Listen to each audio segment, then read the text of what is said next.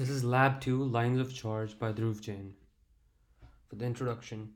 So, the goal of this experiment was to build on Lab 1 to get a more accurate estimate of the electric charge on the charged U tapes by dividing the U tapes into multiple portions and considering each portion as a separate point charge. This lab will allow us to understand the topic of distributed charge from a better visual perspective through the use of household objects.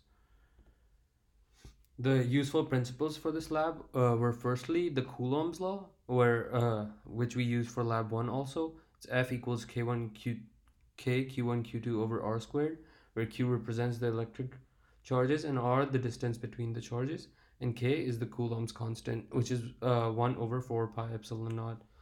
The law of superposition also applies, which is the use of multiple point charges to model the electric field and by dividing the object into multiple pieces and finding the electric field on each piece.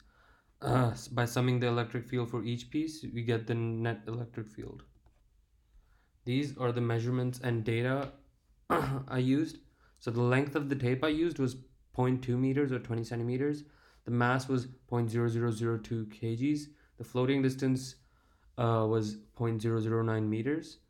And the charge which I used was from lab 1, which is 4.2 into 10 to the negative 9 coulombs. The force of gravity is 0.00196 newtons, which is just using Newton's second law, mass times acceleration, and acceleration is the acceleration due to gravity.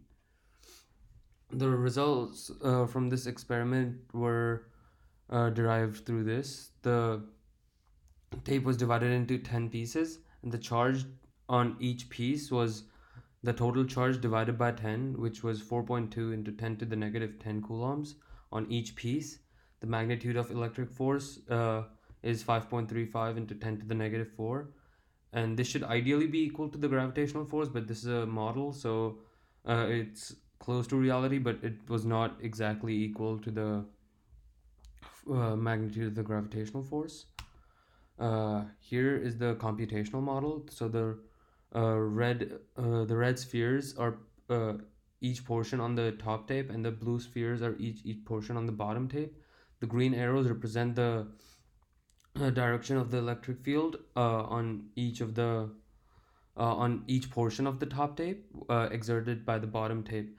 The white arrow represents the force of electric field, while the electric force, while the yellow arrow represents the gravitational force.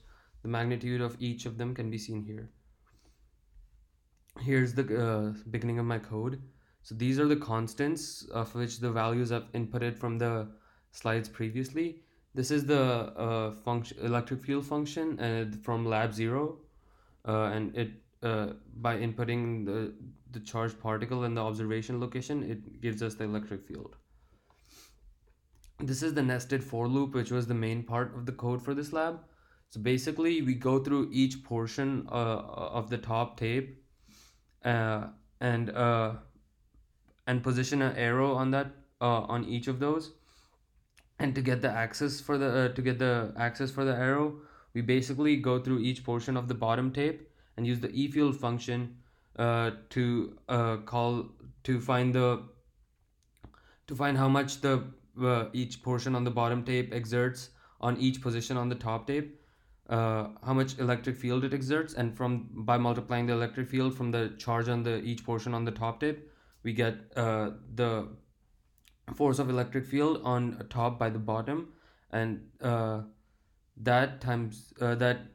is what we're trying to find out.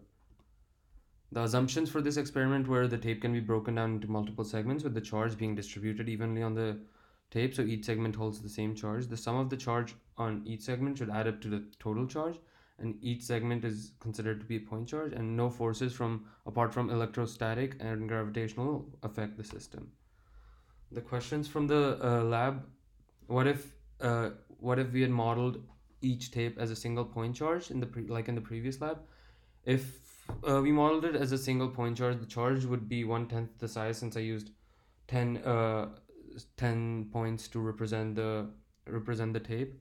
Why do these estimates differ? This is because There are two different models, line charge and point charge, and the line charge model is a more accurate representation of reality, because in reality the tape is not one point but multiple points across the length. To conclude, the experiment allowed us to visualize the concept of line charges and their application, and it built on Lab 1 to get a more accurate estimate of the electric charge on charged U-tapes by dividing the U-tapes into multiple portions and considering each portion as a separate point charge. Thank you.